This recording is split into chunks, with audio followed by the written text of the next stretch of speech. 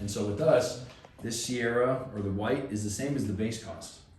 So you're not gonna have to be looking at a dark frame behind your white shutters or your white blinds. So. I think the Sierra is so ugly. I hate the Sierra. Yeah, there's a lot of customers that, I know. It looks like a white that somebody just chain smoked it Yeah. over time. Yeah, you can match You the get all door that? scores and the shutters is nice. Keep it going, I wanna study It's this. nice to have two options. I saw him do this a couple times in it with a customer. Alright, now. Would you? Where's the plug out? Turn that quick. There's a plug right there. Yeah, just got that stuff plugged in. That's not plugged in. That charger's not plugged in. Ready? It's a long Yeah. cord. Yeah. Alright, now the gliding window. So the majority of the windows in your house are either gliding windows or picture windows. This is our gliding window. Again, you'll see a lot of the same similarities. It's got the same profile as the hung window. It's got the sash pull, just like the hung window had on it. So it's got a sash pull versus a sash lift. This one is bronze on the outside and white on the inside. This is the actual glass that you'll be getting in your windows. And what I'm gonna do here in a second is I'm gonna take this out. I'm gonna open up your patio door and I'm gonna hold it up to show you how much light actually comes through the glass. And just to show you that even though it's fairly reflective on the outside, that it still lets quite a bit of light into the house. So it's not gonna darken your home. So I know we talked about earlier, you're getting a lot of dust and a lot of heat coming inside the home. One reason you're getting dust, and we pointed out earlier, is you have failed weather stripping. You also have windows that are very, very loose. Remember when we opened that window and I can move it around in the frame? I tell everybody, I was like, it's built like that by design. It's not built like that on accident. It didn't happen over time. It was like that whenever they installed the window. So Why they install it that way? one of the reasons so you can get the sash out. Another one, this is where I kind of stretch truth a little bit. I tell them another reason that they do that, Vinyl Windows, Anderson, Pella, pick a window company, it doesn't matter. Every single window company does it. And the reason they do is because they know their window is going to change shape over time. It starts out square, which is plumb and level, and over time it moves around. And when it moves around, the frame moves, but the sash doesn't. They don't want the frame binding down on top of the sash, preventing it from moving, so they build a buffer zone inside there. So they just kind of succumb to the fact that their window is going to change shape, and when it does, let's just put a whole bunch of weather stripping on the window, and let's build a buffer zone so that the window can open. So that way the customer doesn't call us later and tell us that the window's stuck and it won't open.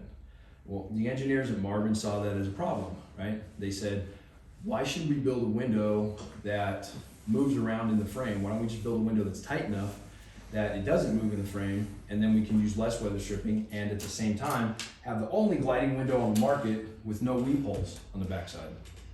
Your windows right now, when we did the inspection, I pointed out that little bit of daylight on your window, that was a weep hole. That window manufacturer just said, hey, you know what? Our window is going to take in water. Let's just build some channels in the frame where you can channel the water through and let it dribble out the backside so it doesn't get into the home. Marvin said, let's just build a window tight enough the water doesn't get inside. And they did. That's why you don't see a weep hole on the backside here. Customers really like the idea of no weep hole. When I turn it around, so it locks just like the home window does. That's the sound quality right there that you just heard.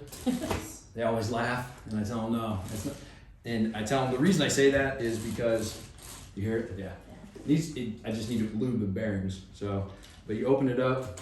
There's two buttons here. If you press down on both of these, the window falls forward. You can take this part of the sash out. The customers love that. They love being able to take that out. I usually set this down on the table, and I'll bend this forward and say, look at the track here. Have them come over and feel it. I'm like, look how flat that track is. I'm like, you notice there was dog hair, dust, leaves, all sorts of stuff in the tracks of your window, but it's impossible to clean, right? I don't expect you to clean it. You'd have to get in there with a toothbrush and a vacuum with one of those little tiny, attachments and try to get in there and suck all that stuff out. It's impossible. And usually the ladies will agree. They'll be like, yeah, you can't clean those. And I'm like, how would it be cleaning a window like this? How easy would that be? That's just a wet rag and you just wipe it across. It's flat, it's easy to do. Once a year, hopefully semi-annually, I ask everybody to just, once they have the windows installed, take the sashes out, flip them over, and put some dustless grease or spotted turtle wax right here on the bearings, roll it across, just kind of lube the bearings. I haven't done it in a while, and that's why you hear my window kind of clicking as it opens.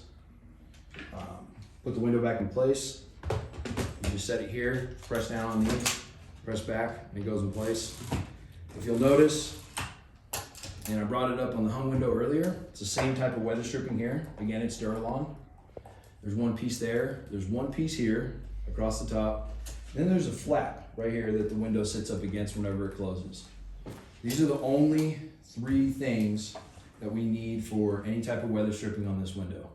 The reason being, the Ultrex product itself, 1 square inch will hold 34,000 pounds.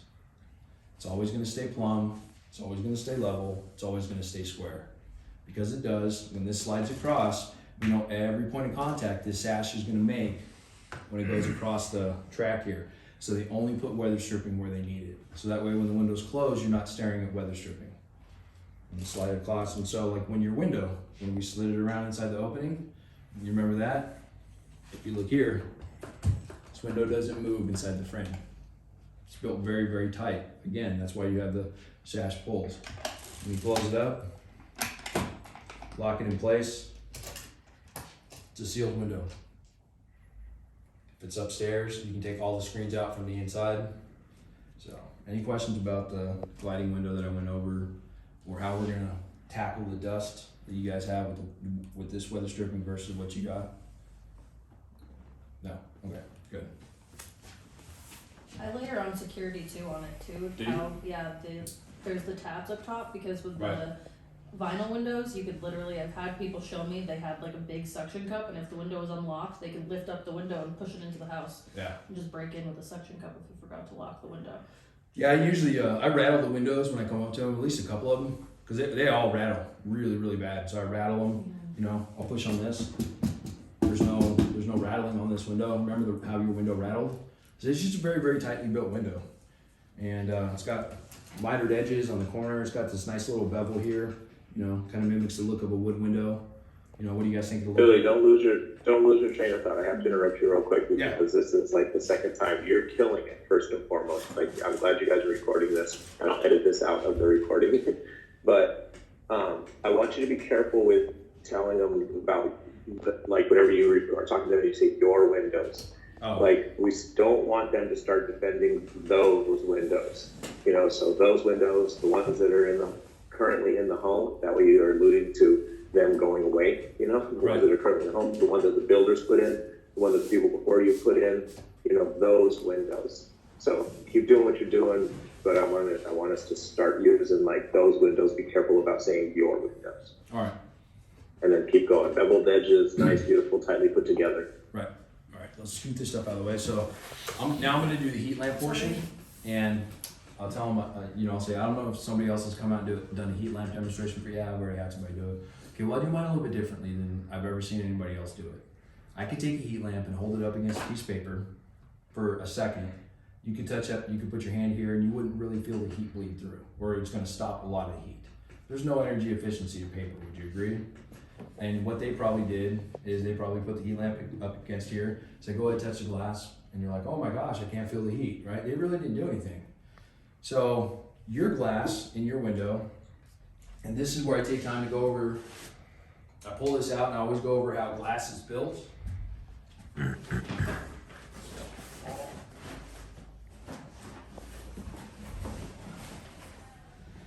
And so I want to go over and just get a little bit nerdy about how glass is built.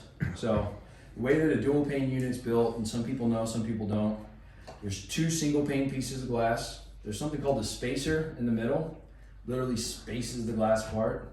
And then there's something that seals it up so that they can put argon gas inside and it doesn't leak out. And what they seal it up with is something called butyl rubber. This gray stuff right here, you can poke it with your fingernail and feel it. It's a little bit soft, right? The glass that we use here with our Marvin product has a stainless steel spacer versus an aluminum spacer. Stainless steel conducts less heat. If you look in the corner here, the spacer is rounded on the edge, on the corners here. This is called the continuous spacer. It's one long piece. They make bends in it, and then if you look, let me find it. Right there, you see that little tiny crack? That's where it's put together, like welded together. So this is literally one continuous piece.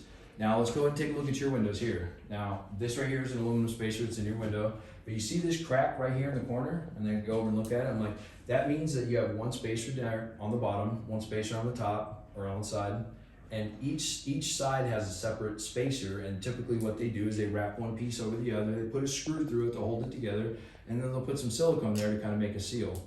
The problem is that if you have 4 separate pieces, then there's 4 separate cracks in each one of the corners, which is 4 separate points of failure that you can have. And so they get away from that by using one single continuous spacer all the way around. Does that kind of make sense?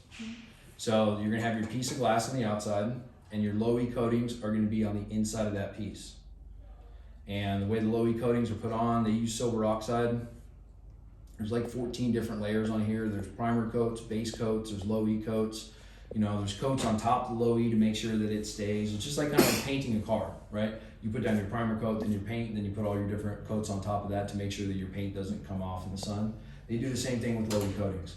Now, what low E does, the sun has thermal heat coming down with its rays. The low E bounces those thermal rays, so it helps keep some of that heat out. But this piece of glass sitting in that window right there in June, July, August, just the surface temperature of this glass is gonna get up to 130 degrees, 140, 150. It's gonna get hot. There's nothing that we can do about that. We live in Arizona. Well, when something gets hot like that, it's gonna try to radiate heat into the home. And so as that heat tries to come into the home, it goes inside here where in this space, right, that the spacer makes. The heat goes up.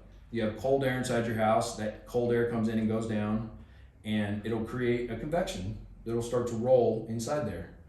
Now, if this was filled with just oxygen is a very thin gas, that convection would go really fast. The faster the convection goes, it's gonna try to pull more heat inside the home. So they put oxygen, or argon gas inside here. Argon's a very dense gas. They put a 95% fill. It slows the convection that's inside there and helps stop pull heat, or stop the pulling of the heat from the surface temperature of the glass here inside the home. So you need the low E reflecting the thermal heat from the sun's rays, and the argon helping stop the radiant heat that's trying to radiate into your home at the same time to have a truly efficient piece of glass.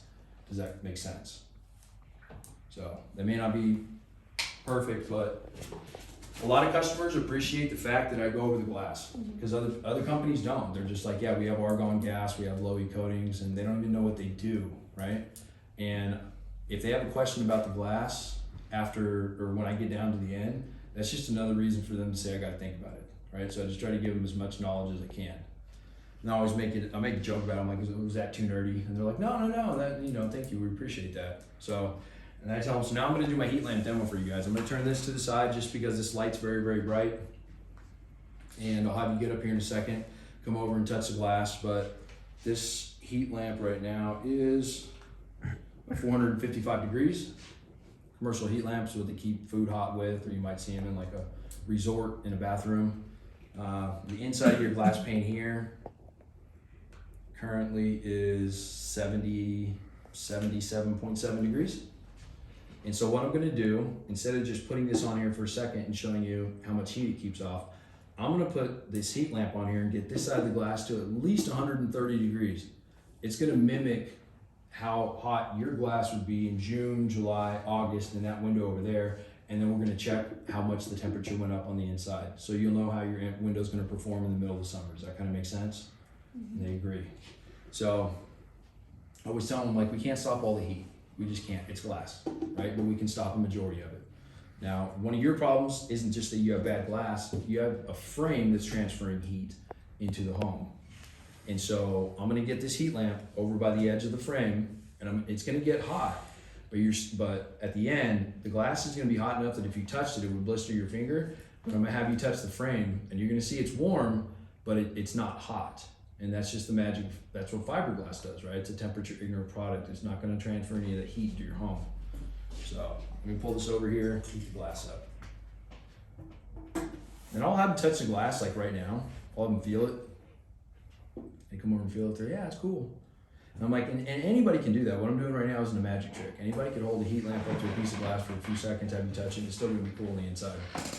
But if we were to hold this up here until it gets 130, 150, 170 degrees, right, and then check the temperature. And so, and then normally right now, because it takes a little bit, I just make small talk with them. Whatever. I don't know, the Oklahoma Sooners license plate and the mantle. We talk about how great the Sooners are and whatever. I don't know. I got a little story I usually tell them here, and I actually had a customer not too long ago, and he's a fireman. And I got out there, and he said, "You have fiberglass windows?" I was like, "Yeah, I do." He goes, "That's what I want." I was like, "That was easy." Like, usually I have to convince people that fiberglass is a better product for Arizona, right? And I said, "If you don't mind me asking, why just fiberglass?" And he said, "What we do matters in a house, you know, when I'm at the house, like a matter of seconds could save lives." He said, "If we had an aluminum ladder leaned up against the house and I had to move it over to another window, I went to grab an aluminum ladder." He's like, "Well, I'll do it, but if I didn't have my gloves on," he said, "I'm gonna blister my hands. I'm not gonna be working for a month and a half." He said, "If there's a fiberglass ladder there, it doesn't gloves, no gloves, it doesn't matter. I can run over, grab that fiberglass ladder, move it to another window. It's still gonna be hot, but it's not gonna blister my hand." And he's like, "And I know that because of that, it doesn't transfer heat, so that's one of our biggest concerns." And I was like, "Okay, Nice. duly noted." So we're at 127 degrees right now, so we're about the temperature that your window is going to be at, say in like June. It's getting close. Usually I take this time to ask them, "Is there any questions you have about the hung window that I went over, why we use sash pulls and sash lifts, the Duralon weather stripping that we have? Do you understand how it's going to be able to keep the dust out of your home?" So I just try to tie everything down that I've gone over. We're at 160.7 degrees in the backside, so that's hot, right? We were at 77.7 when this started out, and we're at 77.5 right now. Hasn't changed, and I haven't come over and feel the glass. And so, and usually by that time they're kind of just like awestruck, right? Because other people didn't do a heat lamp demo this Yeah. way.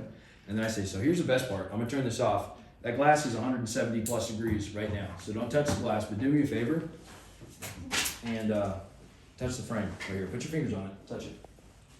It's hot, right? Barely. Barely. Hot enough. It's cool enough that you can touch it, but the glass is hot enough it'll blister your finger if you touch it. So what you guys have right now is a window problem. It's not a glass problem. It's not a frame problem. It's a window problem. You have a frame right now that transfers a ton of heat. You have glass right now that just doesn't work well, and it's not your fault. It's just what the builder put in, right? So, but what we have here is a product that's a temperature ignorant product. It's different than vinyl because it's strong and stable, right? There's an acrylic coating on the outside that's actually bonded to the product itself. It's cohesively bonded into the fiberglass. So this isn't a paint, it's not a capstock. It doesn't come off.